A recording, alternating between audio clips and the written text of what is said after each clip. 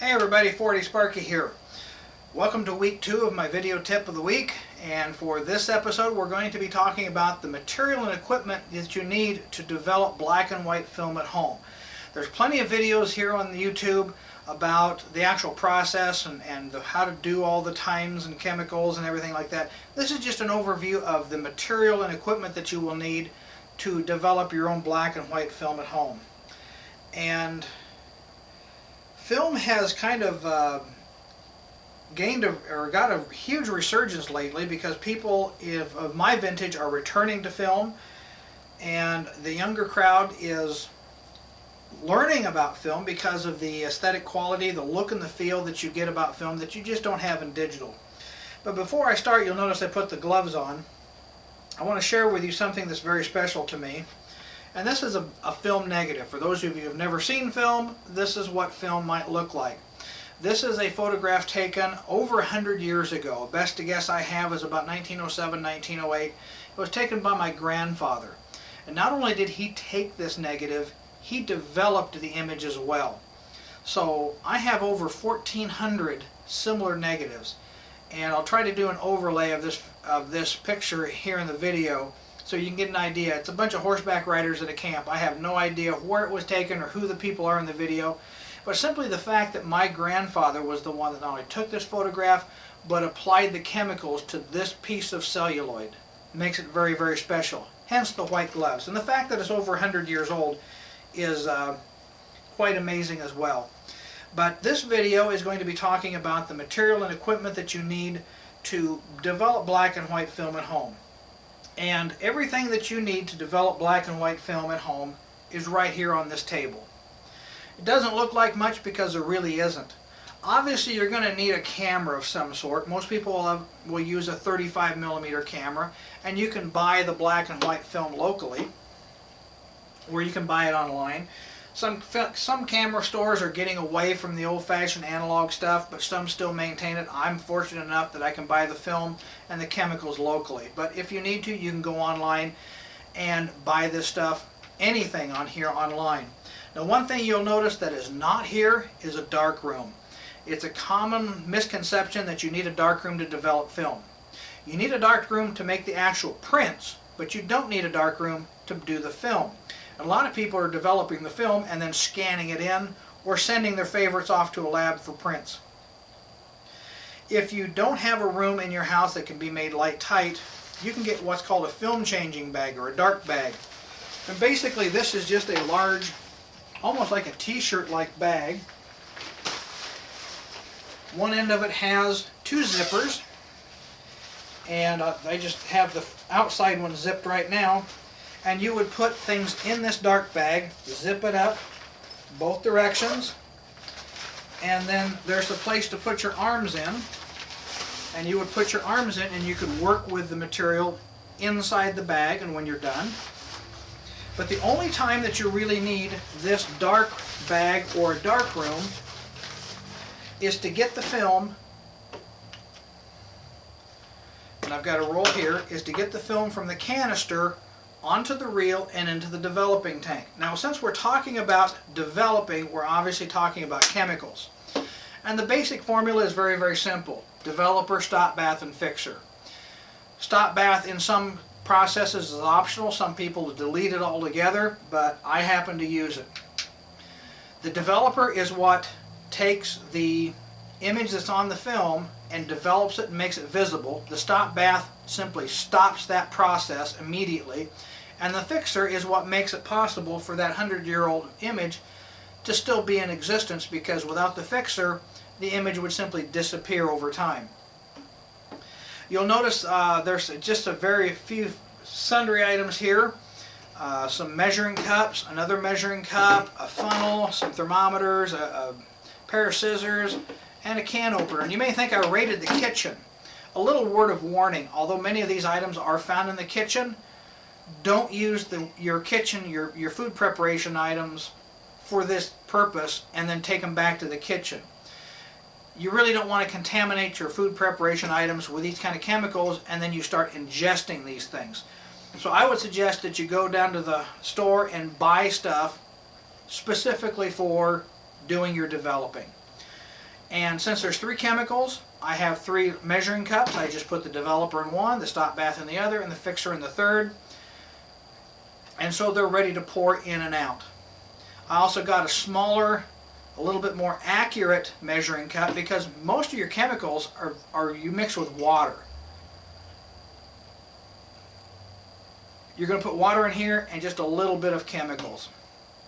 I also have a funnel that helps put the chemicals back in the bottles when I'm done with them. Not these bottles, but other bottles that I store them with. Pair of scissors. I just use these small child scissors, like $1.98 at the hardware store. And the reason I like them is because I'm only having to cut the width of this film. That's all I have to do is cut the width of this film, and these are plenty big enough for that. Plus, I don't have to worry about sharp points of a regular pair of scissors piercing that dark bag or film changing bag. You don't need anything like this. These will work just fine. You also need a thermometer. There's 2 kinds. There's the dial type and the traditional mercury type. Either one will work as long as it's accurate. Don't think you're going to use your meat thermometer because these are more geared towards room temperature. In fact, the middle of this one is about 70 degrees. So meat thermometer isn't going to work. You also might need a can opener.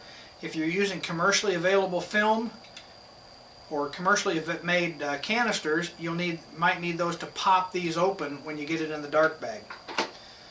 So the other things you're going to need is a reel of some sort and a tank system, and those come in 2 different flavors. They are plastic and metal, or stainless steel I should say. And somewhere in here, I think it's on this one right here, I've got a piece of film that I use for demonstration. I'll give you the differences between the stainless steel and the plastic, and each one has their advantages and disadvantages. They both do the same thing, but some do some things better. If you're just starting out with developing your own film, I'm going to suggest using the plastic or the nylon reels. And the reason being is they're multifunction. First off, this is set up for 35 millimeter.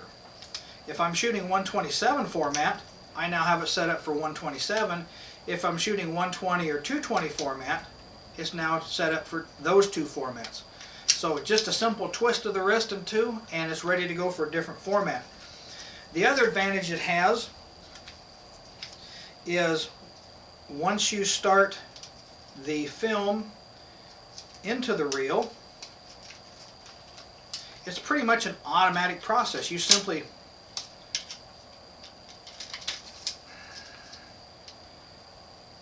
do it twice. Once you get it started, all you have to do is rotate the 2 reels back and forth, and the film will be automatically taken up into the reel. There's a little mechanism in there that does that. Or you can use your fingers to kind of help guide it along. When you're done developing it, simply pull it out and there's your film. But once you get the film on there, you put it on this little tube. If you're shooting 2 rolls of film and developing them together, you put them together, put them in the tank, and put the lid on the tank. Now, of course, all this has to be done in your dark room or your dark bag. This cap is not for light tightness. That's simply to keep the chemicals in when you invert the tank during your developing. And if you watch a video on developing, you'll see that. Stainless steel, the disadvantage to stainless steel is you have to have a different reel for every format that you're shooting with. Since I shoot 120 and 35 millimeter, I have to have separate reels for those. Another disadvantage is there's a little clip here in the middle, down on the center portion of the spool, that is somewhat difficult for some people to get started without being able to see what they're doing. But once you get it clipped in there, it's just a matter of turning that reel and letting the film fall between the edges of the reel, and you just keep going like this until you get your film on there. If you're shooting 2 rolls of 35, you'd simply load up the second one and put the cap on. Now you want to make sure the cap on is complete and is tight. This one happens to have a little bevel here, so before I open up the dark bag, I'll run my finger around to make sure it's tight, because I don't want it like this. It may push on there and feel tight, but I've got a gap over here, let slide in, I've ruined my film. So again, make sure that's on there tight. The big advantage to the stainless steel I have over my plastic is if you look at the size, this takes a lot more chemicals. So this is not as economical for chemicals as this is, and that's the reason I use the stainless steel. Personally, I like the stainless steel a little bit better, but it's just a personal choice. And again, the cap is simply there to keep the chemicals in, so when you invert it. So anyway, that is the basics of what you need for developing your own film. Just remember, when you develop it, when you do this, you're going to be looking at the negatives. And that's the really fun part about developing your own black and white film at home, is seeing those images for the first time, because you can't chimp them out there in the field.